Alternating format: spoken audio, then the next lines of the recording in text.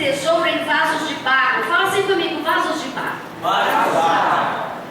Para que a excelência do poder seja de Deus e não de nós. Oh, glória. A Bíblia diz, e Paulo está dizendo nessa palavra, que nós somos um vaso de barro na mão de Deus que precisa ser moldado pelo artífice. Amém? A Bíblia diz que as mãos do oleiro são as mãos que realmente nos moldam a cada dia e nos tornam vasos para a honra. Você está aí, né? Eu já estou começando. E essa noite eu não vou nem andar, eu vou voar. Vocês vão comigo, amém? Só segura no carro. E a Bíblia diz que quando o artífice, o oleiro, ele nos molda, é um privilégio para cada um de nós, porque tudo aquilo que era rachadura, tudo aquilo que era limitado, tudo aquilo que aos olhos humanos era sem valor. O que é um vaso de barro perto de um vaso de ouro? Mas a Bíblia diz que quando o oleiro ele põe a mão nesse vaso de barro, ele torna esse barro, esse vaso muito mais valioso. Amém? Diz que nós somos vasos para a honra, vasos de ouro, de prata. Amém? Vasos para o uso do Senhor. Amém? E diz que não só o vaso se torna precioso, mas tudo aquilo que é colocado dentro do vaso. Deus é tão tremendo que Ele deixa a gente sempre abastecido. E Paulo está dizendo nesse versículo que o tesouro, aquilo que Deus tem de melhor para nós, aquilo que Ele separou quando você estava sendo formado no ventre da sua mãe, Ele tem colocado aos poucos, a cada etapa, dentro desse vaso, esse tesouro. Não para que a excelência e a glória fosse nossa, mas Paulo diz que a excelência e a glória fosse dele. Amém? Amém. Então nós vamos, nessas 5 segundas-feiras, nós vamos permitir que o Espírito Santo, com poder, venha moldar a nossa vida. Amém?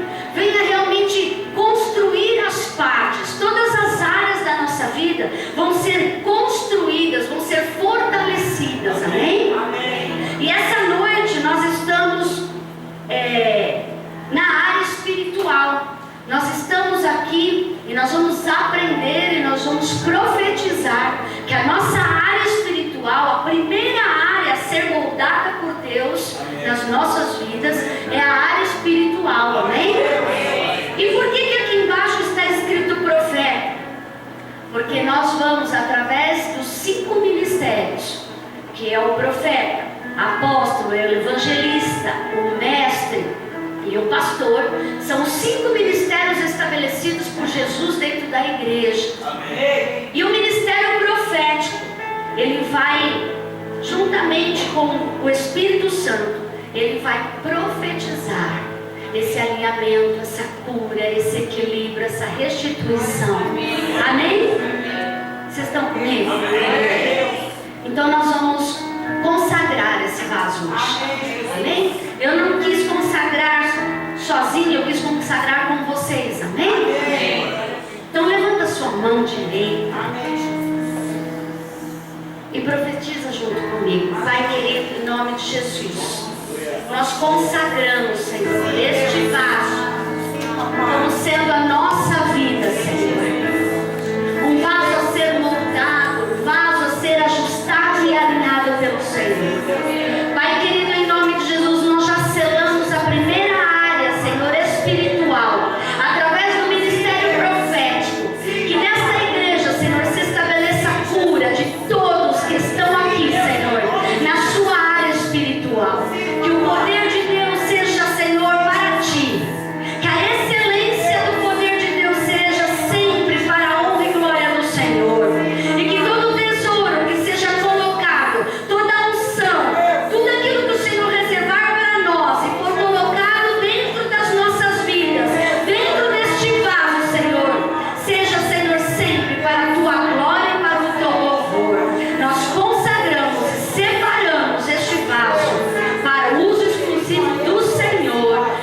nome de Jesus.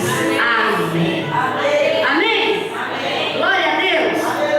Nessas 5 semanas nós vamos profetizar bastante.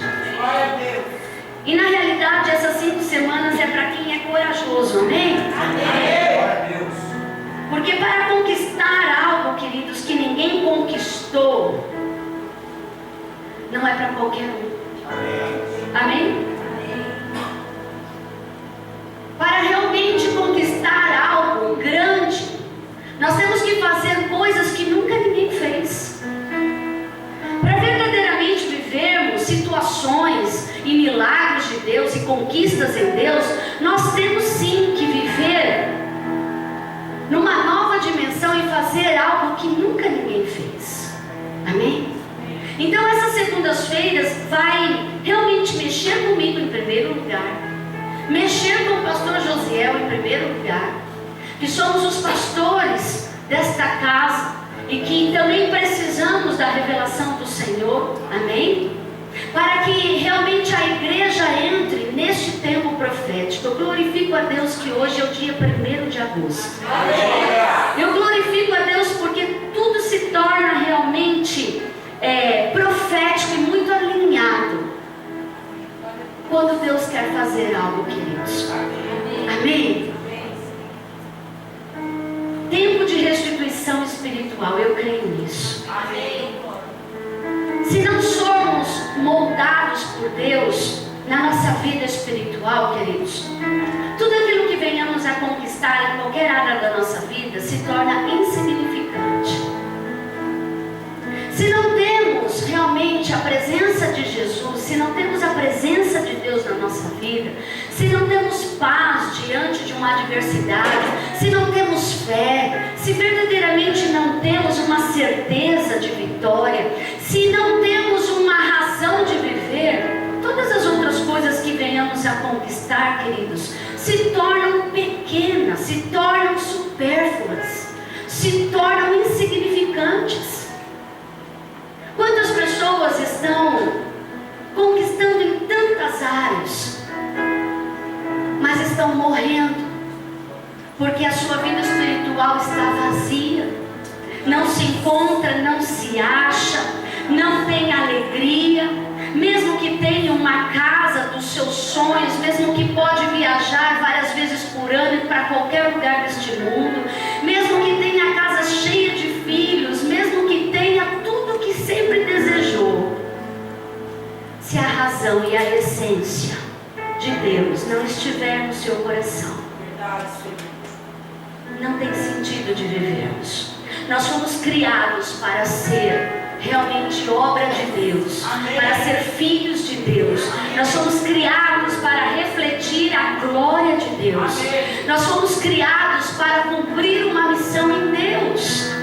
Então a nossa vida espiritual, ela vem em primeiro lugar, porque a palavra de Deus diz: buscai a Deus, a sua justiça, o seu reino, e todas as outras coisas vos serão acrescentadas.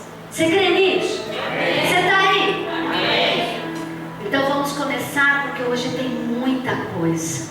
Eu não sei se você trouxe caderno para escrever, ou o seu tablet, ou o seu celular, mas hoje você tem que marcar. Amém?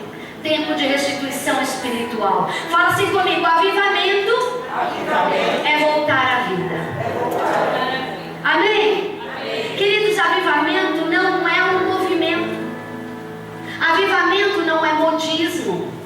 Avivamento não é simplesmente uma etapa que se vive e depois se esquece. Não, avivamento em Deus é ter vida.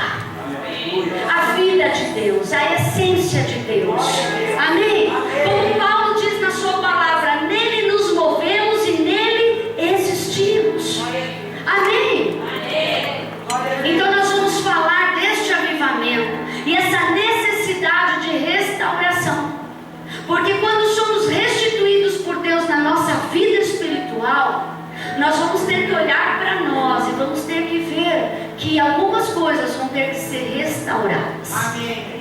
Como esse vaso de barro, talvez está trincado, talvez ele está inteiro em outras áreas, mas na área espiritual motivo, por alguma seta do inimigo, por alguma mentira, por algum roubo, eu não sei o que foi, mas talvez há uma brecha, há um furo, há uma rachadura, bem nessa área, e essa noite é uma noite de restaurar isso, porque quando Deus coloca um tesouro, tem que se reter esse tesouro, amém?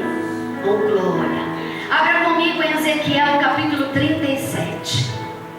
Nós vamos ministrar essa palavra de ressurreição. Amém? Porque avivamento é vida. Amém? Então nós vamos falar de ressurreição. Versículo 1 diz assim: veio sobre mim a mão do Senhor. Essa palavra do Velho Testamento, e essa palavra da Bíblia diz que o profeta Ezequiel, ele estava vivendo um momento muito complexo, um momento muito peculiar. Eu não sei se você tem vivido tempos diferentes do que você já viveu. Amém. Eu disse hoje para a pastora Maria que eu já vivi momentos difíceis, mas hoje eu estou vivendo momentos diferentes. Eu estou vivendo momentos onde eu estou aprendendo que o impossível de Deus é real. A cada minuto, a cada segundo, a cada instante, a cada virada de dia, eu vivo situações e cenários que eu nunca imaginava ter vivido em Deus. E quanto maior as pressões, quando muitas vezes é tirado de nós as muletas, quando muitas vezes é tirado de nós aquilo que é natural, como os 5 sentidos, a visão, o paladar, a audição. Quando uma pessoa perde os 5 sentidos ou algum dos 5 sentidos, você já viu que essa pessoa, ela desenvolve os outros sentidos melhores do que antes? Uma pessoa que não enxerga fisicamente mais, ela não tem a sua visão natural, ela escuta mais. Ela começa a desenvolver a sua audição muito mais do que quando ela tinha uma visão, ou de uma pessoa que sempre enxergou. Quando estamos em momentos peculiares como esse profeta, nós começamos a viver situações de Deus assim. Antes eram naturais, antes fazíamos as coisas mecanicamente, mas hoje, por falta de algumas coisas ou por algumas necessidades, desenvolvemos outras áreas na nossa vida que se tornam muito mais sensíveis àquilo que escutamos em Deus, àquilo que falamos em Deus, àquilo que movemos em Deus. Você está aí? Amém. Quando você vê uma pessoa que enxerga normalmente, ela faz isso naturalmente, ela acorda, ela se prepara para trabalhar, ela sai de casa, ela pega seu carro ou ela vai para o ponto de ônibus, ela faz isso naturalmente. Ela tem a coragem todos os dias, uma coragem normal que todos fazem. Amém? Mas quando você vê uma pessoa que não enxerga, ou que tem alguma falta, alguma limitação de visão, por exemplo, o que ela faz? Ela faz a mesma coisa que os outros fazem. Ela também se levanta, ela também se prepara, ela também tem que trabalhar, só que ela faz tudo isso sem enxergar. E ela sai na rua, ela escuta os barulhos, ela pega ônibus. Você está aí? Amém. Quando queremos conquistar algo além daquilo que alguém já conquistou, queridos, nós temos que ter a coragem, além daquilo que é natural de fazer. E esse profeta, Deus estava ensinando tanto a ele, como profeta, como homem de Deus, porque Deus vai nos ensinar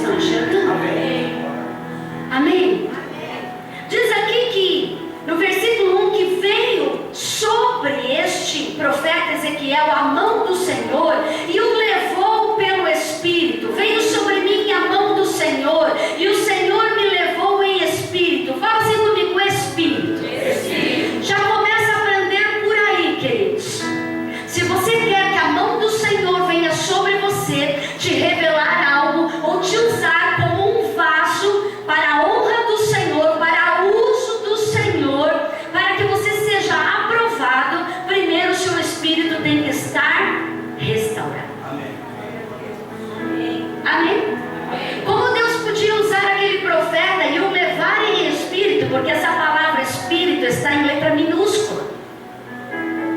Se fosse o Espírito de Deus, estaria com letra maiúscula. Mas diz aqui que veio a mão do Senhor sobre ele, e o Senhor o levou em espírito. Então moveu o profeta no espírito dele. O nosso espírito, queridos, como Paulo diz, ele tem que ser muito mais forte do que a carne. Hoje está tão leviano essa questão de se viver no espírito, que as pessoas dizem que a pessoa que vive pelo espírito é a pessoa que não peca em prostituição, não peca em vícios, não peca em coisas erradas. Mas, queridos, viver em espírito é muito além dessas coisas. Quem é crente não tem carne. Eu vou repetir. Quem é crente não tem carne, queridos, porque Paulo diz: não viva pela carne, amortiza a carne todos os dias, viva pelo Espírito, enchei-vos do Espírito de Deus. Amém? Para que o seu espírito fique forte, para que seu espírito discirna juntamente com o Espírito de Deus aquilo que Deus está falando. Nós nunca vamos discernir o que Deus está falando pela alma.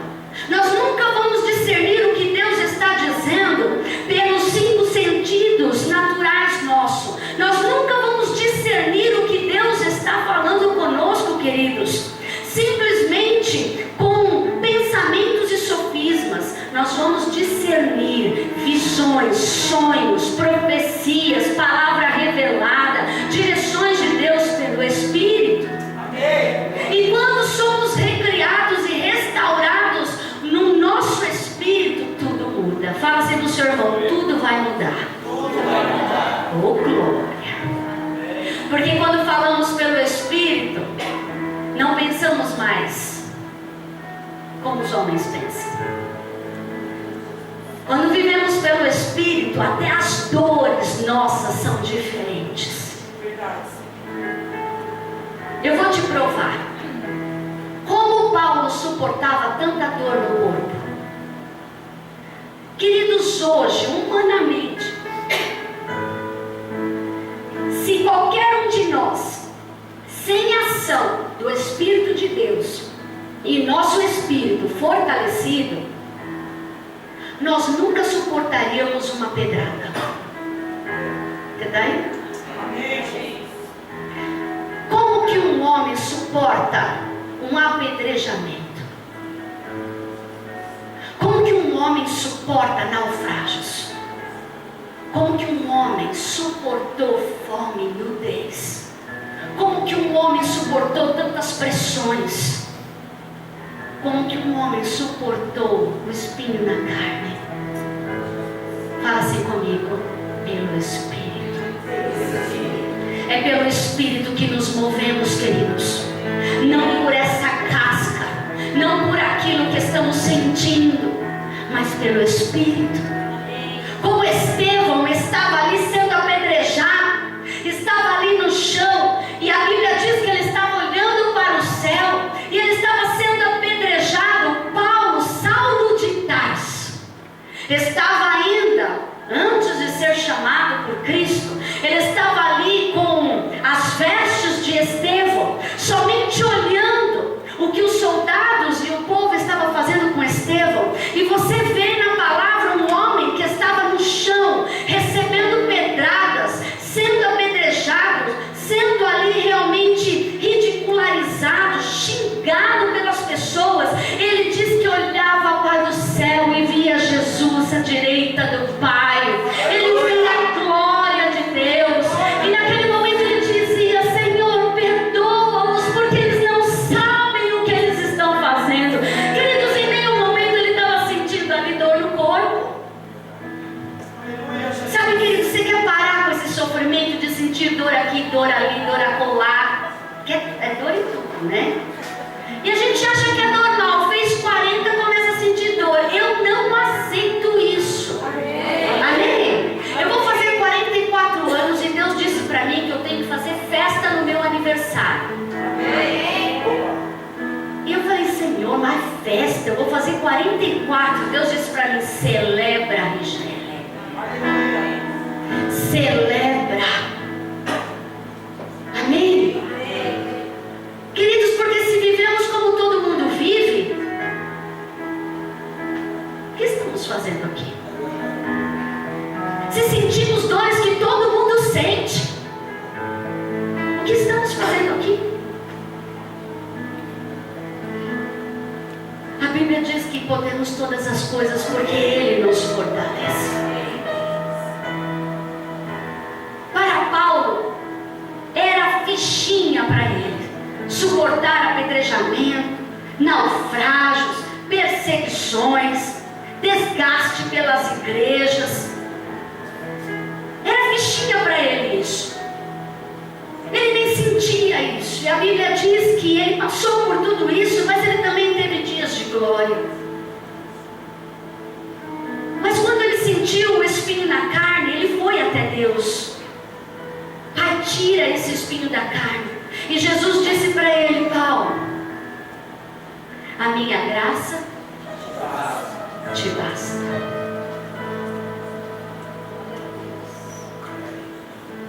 Sabe, queridos,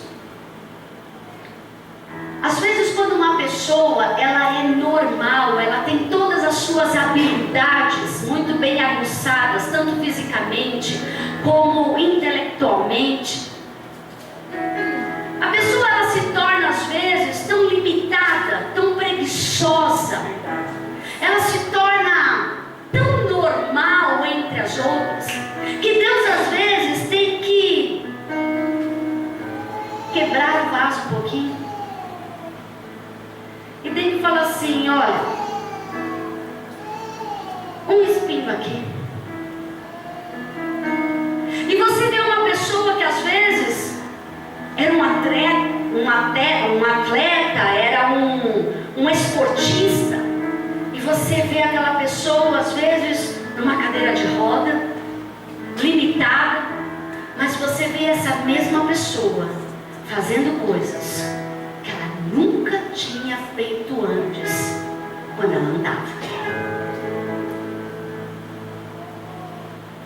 O que eu quero dizer nessa noite não é que Deus vai colocar em você e em mim um espinho na carne, mas que Deus pode usar tudo aquilo que temos e somos para a glória dele. Amém? E na medida que vamos caminhar e buscar o Senhor, Ele vai alinhar, sim, porque se o nosso espírito estiver restaurado por Deus, todas as coisas nós podemos conquistar.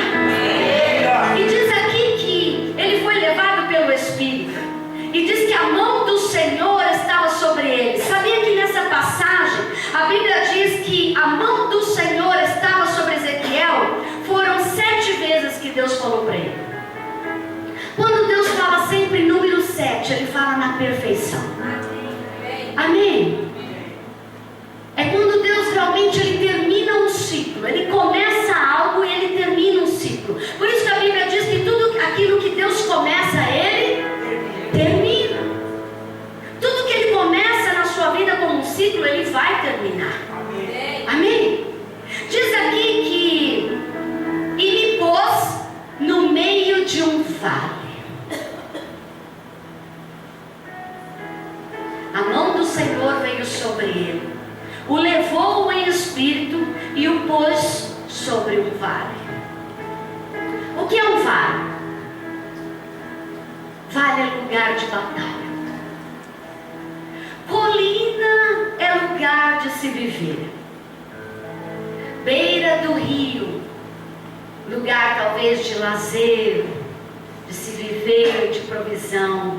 Mas vale é lugar de batalhas. Eu não sei se você entende, mas Peniel é um vale. Alô? Por isso que Peniel tem a sua missão de transformação. Porque quem entra em Peniel tem que estar disposto a guerrear. Mas todos os que saem de Peniel, a Bíblia diz que encontra Deus face a face. Aleluia! Encontra em Deus a ressurreição.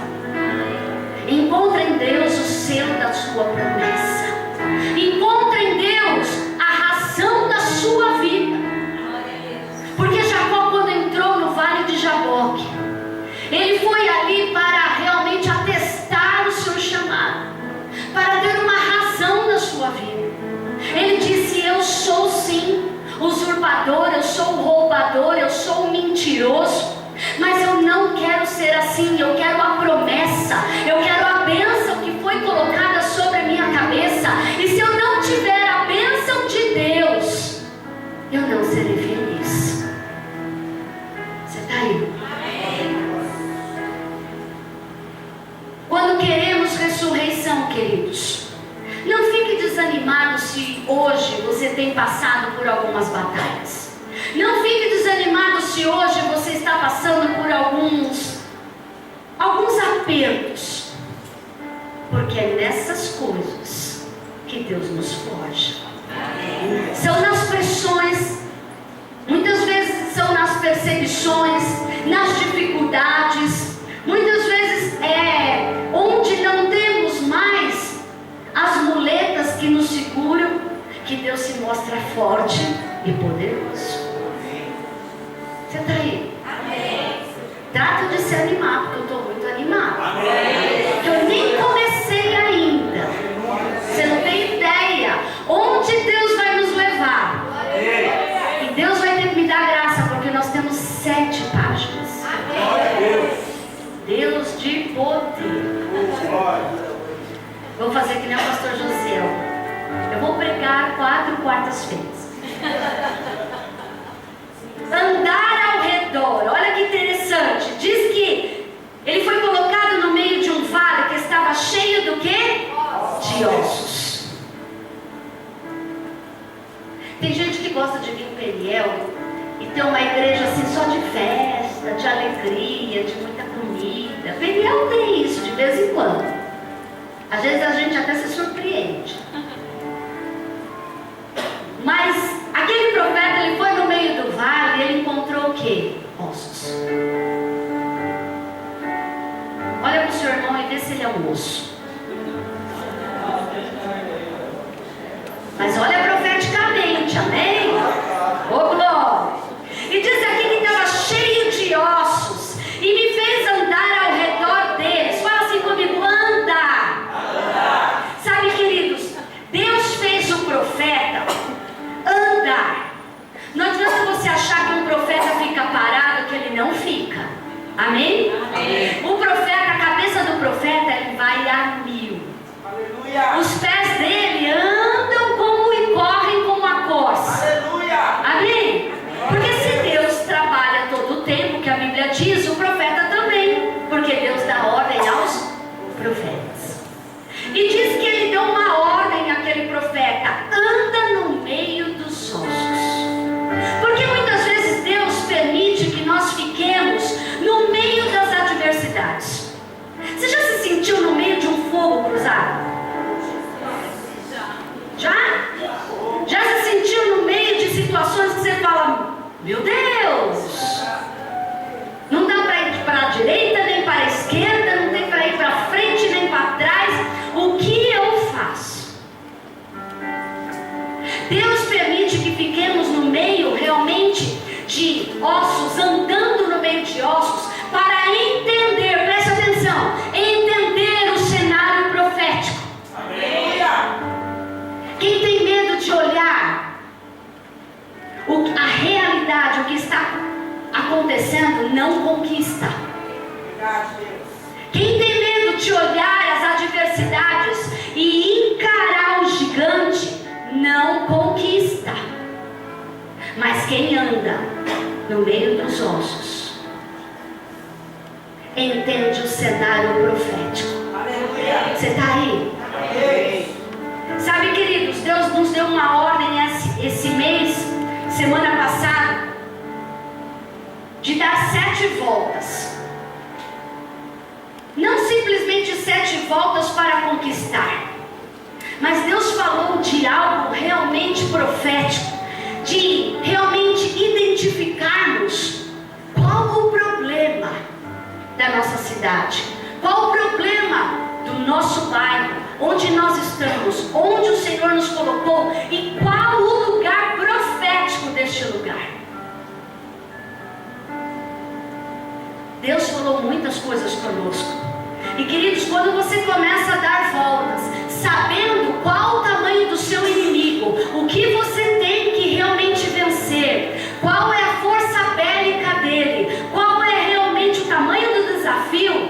se torna muito mais difícil andar no meio dos ossos. Mas não andamos pelo que vemos, mas andamos pelo que cremos. Deus ensinou o profeta a fazer isso. Sabe por quê, queridos? Porque nós só podemos olhar uma circunstância, nós só podemos olhar um gigante, nós só podemos olhar realmente o cenário catastrófico que está na nossa frente, se for pelo Espírito. Amém? Amém. Diz que ele fez andar ao redor deles e eis que eram muito numerosos. Fala assim comigo, muito numerosos. Muito numerosos. Por quê, queridos? O vale era sinal de batalha. Houve ali, quem olhava aquele cenário, via o quê? Muitos cadáveres, muitos ossos. Dava uma dimensão realmente de que houve uma batalha, um massacre. E naquela guerra, eles foram dizimados, morreram, e não teve ninguém para enterrar.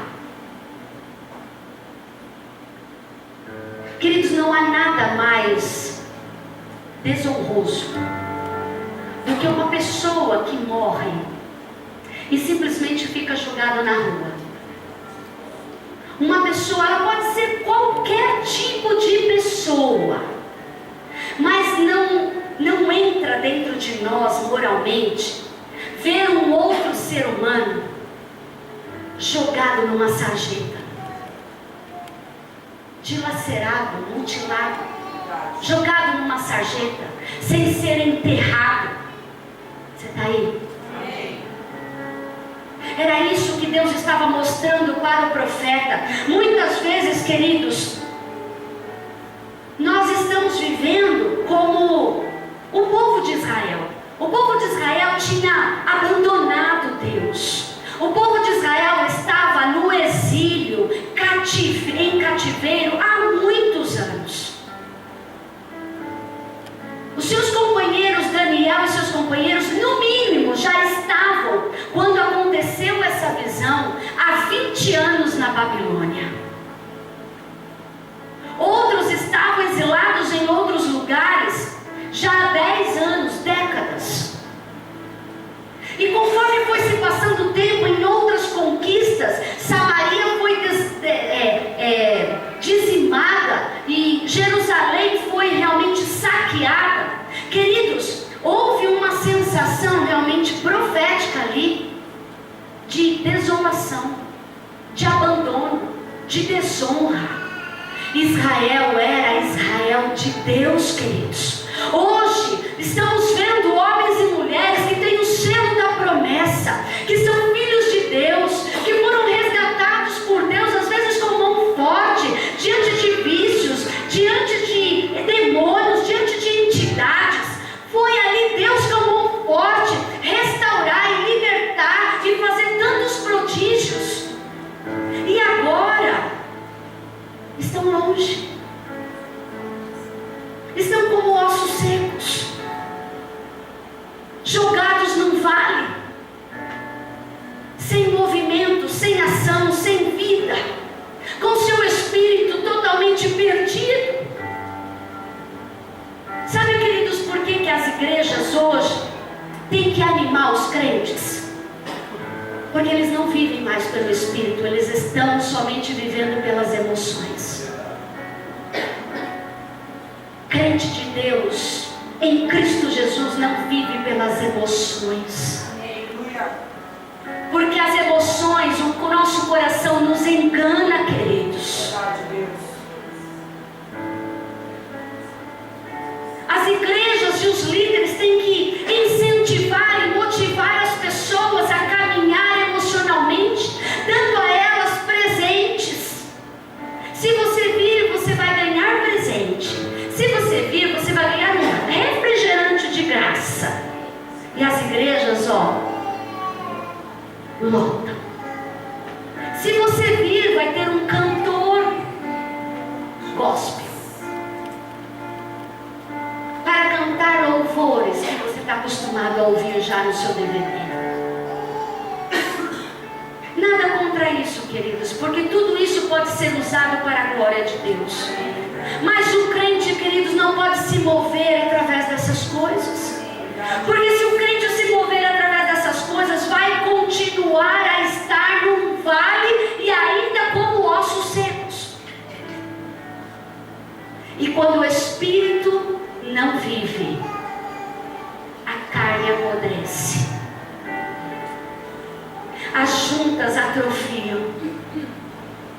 Os tendões se enfraquecem. A alegria se esvai. Você está aí? Diz que ele começou a andar e ele viu que eram muito numerosos. O que Deus estava mostrando para o profeta? Olha aqui, este é o meu povo.